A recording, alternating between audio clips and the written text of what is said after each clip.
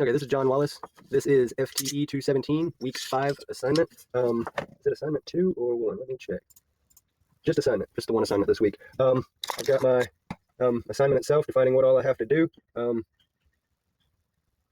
I've already made the videos for all 6 parts. In most all videos I go over that the workspace, like I will in this video, the workspace doesn't have any ammunition in it because I haven't purchased any 308. I don't own another 308, so I haven't purchased any 308 for this one yet because I'm not ready to take it to a range. Don't have the time on my hands to go to the range, and I'm not finished with the videos for class, and I'd like to be first. Today's date is 11/30/2025. I do believe I forgot that.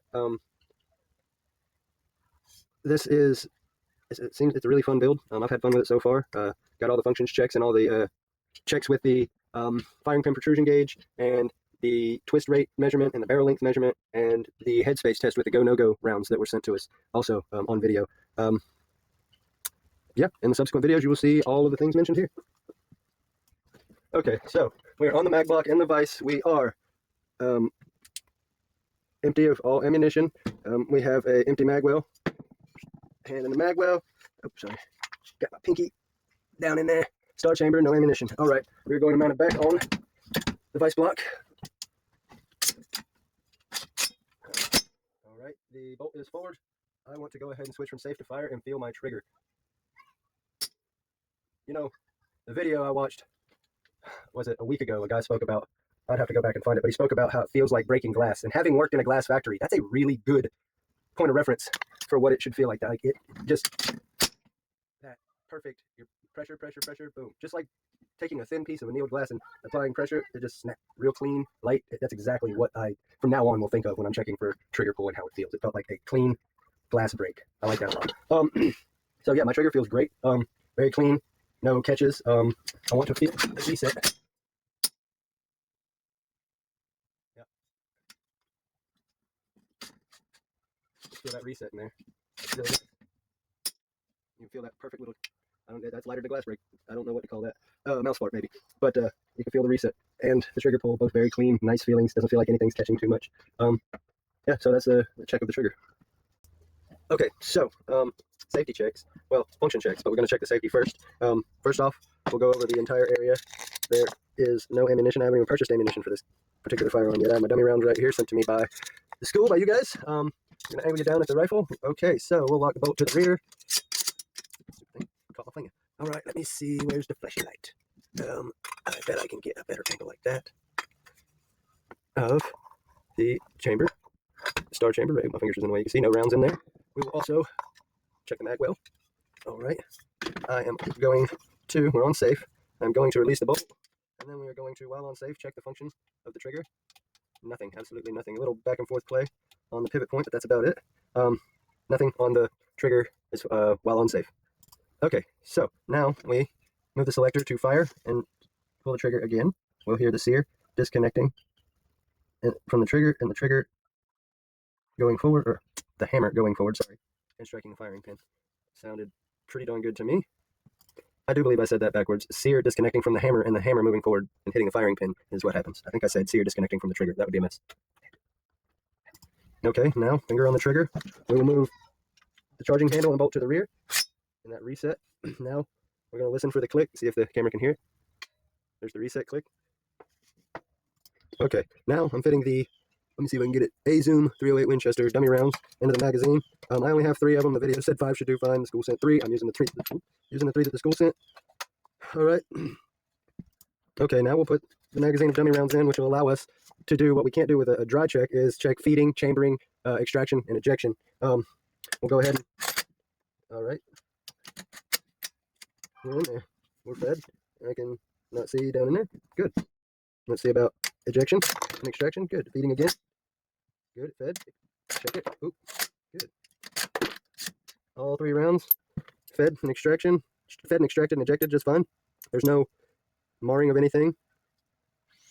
Little feed ramp action on the anodized coating or whatever coating that is, but that's to be expected. I'm going to actually run that one more time since I only had 3 rounds and video suggests 5. We can go 6. Start with the bolt forward again. All right, chambered, extracted and ejected, chambered, extracted and ejected, chambered. Oh, my shoulder. Extracted and ejected. Sorry, I got a bad shoulder. This thing's got a hell of a spring in it. But yeah, that's 6 rounds. fed and chambered, extracted and ejected.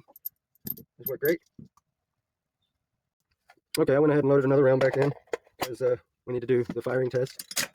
All right, round chambered, safe to fire, and we will fires with the dummy round in. Now let's give her a. See, doing that with my left shoulder, I was fine. Doing it with my right shoulder is a pain in my butt. Yeah, gotta work that thing out. But all in all, function checked out. Everything worked fine with the dummy dry fire and dummy fire. Functions test for everything worked out great. The dummy rounds worked great for live fire, or not live fire, but a dummy fire, and checking extraction and ejection, and also feeding and chambering. So all in all, everything looks shipshape. We'll get her live tested as soon as I get some ammo and some time to go to a range. Okay, we're going to be measuring the barrel today. I have already set up the tape at about where it should be halfway in and out of the barrel, so that when I have it in, I can mark it with a little pencil, or even just get a mark in the tape with this really thin ruler that I use for scribing straight lines.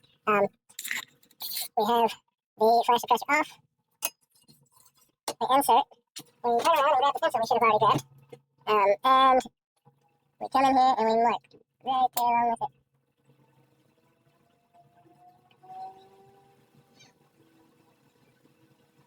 Oh, and on the end of that rod, you have the brass loop, like suggested, so you don't scratch anything and so you don't catch on the bolt face or anything. So we'll go ahead and take my measurement.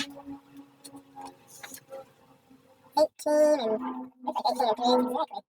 18 and 3/8. Yes, sir. Okay, so now I've viced just the upper, and I've taken the bolt and charging handle out. I've got a jag with a cleaning pad. I've got my flag on pull, and then I will see when she starts to engage. There she is. Oh, I was holding on to the back, so I didn't even actually see that right. There it is.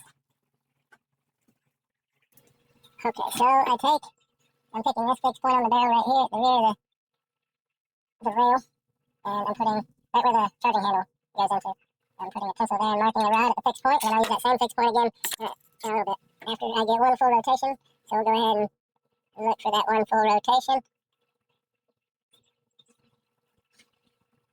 All right, now pencil again, same spot on the same fixed position on the upper receiver, right where the charging handle goes into. I'm just resting on the rail above it. Mark that again, and I'm just using pencil because it'll clean off this. I believe it's a graphite rod, carbon fiber rod. It'll clean off the carbon fiber rod just fine with a little bit of the rubber. And now we will go ahead and remove the rod and lost the patch came off the jag. Oh, dang, for a barrel that's never been fired, that thing's sure real dirty. I might have to clean the hell out of that before I ever go to the range with it. I haven't bought ammo for it because I didn't want to have any accidentals. I know I mentioned that before. But yeah, the only I've got for it is the red ones, the dummy rounds that were sent by the school. I don't even know what kind of ammo I want to get, what grain weight, projectile, or any of that yet. I'm guessing somewhere around 165 grain. I don't know yet. Haven't really put much thought to it until I'm finished with it for all these videos, and then I'll go to how I want to. Yeah. Okay, so I've got my, I'm not sure if you can see. No, you can't see, but I'm going to mark here. And mark here. This is my starting mark. Oops, no. This is my starting mark. This is my ending mark, so I'm going to measure them all between them. I'm going to cut the inch just because it gives a cleaner measurement. I know a lot of people aren't familiar with the term, or even reading a tape measure for that matter, so. But, oh, you guys should be. Everyone doing this course should know how to read a tape at least. So, at 1 foot, 7/16. So, that's actually 11 7/16. So 11 7/16. So I flip the tape around, just because it's easier to measure on the front end than the handle end, because it gets in the way of the tape. But I get 11 1/2, not 11 7/16, which means I get a twist rate of 1 and 11 1/2. So, yeah. Okay, I have my firing pin protrusion tester here. I'm going to get a 0 measurement on it. It looks like I've killed the batteries. Give me a moment. Okay, now that I have a battery in here, we're going to get us a 0 on this little gauge here. Alright, and then we're going to loosen our gauge, put it right over the firing pin hole, which I got pretty good at messing around with it. Put a pinky on the firing pin, pushing up, and a thumb on the gauge, and then tighten it down with the other hand. And now we'll get us a measurement from our 0, which will be 1.38 mils. We're going to get at a mils. It is, let's see, 0.0445 inches. So I kind of started over because I wanted to do it properly because I don't want to take the barrel off. So I went ahead and took the extractor and the ejector out. I'm going to go ahead and set it up for doing the go/no-go gauge measurements. Okay, so I stopped for a second because I realized having the ejector and the extractor out was probably stupid because there's nothing to hold the go/no-go gauge. So I put the extractor back in. And I'm going to seat a no-go gauge down in. Now let's see. Yep, there we go. It will not seat forward. The no-go gauge does not seat forward. It just won't, you see we have a little more than a 1/4 inch of space right here. So it does not go with a no-go gauge. So failed no-go, which is past no-go, I guess we would say. Let me get the flat side around here to the extractor, and there we go. Alright, we got a go gauge in now. LR308, I don't even know if it'll read that, but 308 Winchester is what it says, not LR. And then we can, well, look at that, seats right in. Everything as far as I can see. Where's my flashlight? The lugs are locked, which is a good sign, means everything locked forward, so the go/no-go gauge is on point. Okay, head spacing. Now I touched a little bit on the firing temperature already, and I gave the measurement, and that measurement, from what I can find, is on the light side. So it's not, going to be the heaviest hit primary strike, but it is still within operational range as far as I can find online. So yeah, I'm happy with that. Let me look here real quick and see what else I got to cover. I've done firing temperature, I've done head space with the go/no-goes, I've done twist rate of 1 and 11.5, I've done the barrel length. You know what, I done forgot the length to the barrel, but I didn't take the tape off my shaft just in case I need to go back and measure that. So we get a loop back on the end. Okay, a loop, and then we'll give it a measure. Oh, it was 18, but I don't remember. It's not slipped to the end of the tape. Okay, 18. I might as well do it this way because that's a heck of a lot easier. Cut the inch, accuracy counts.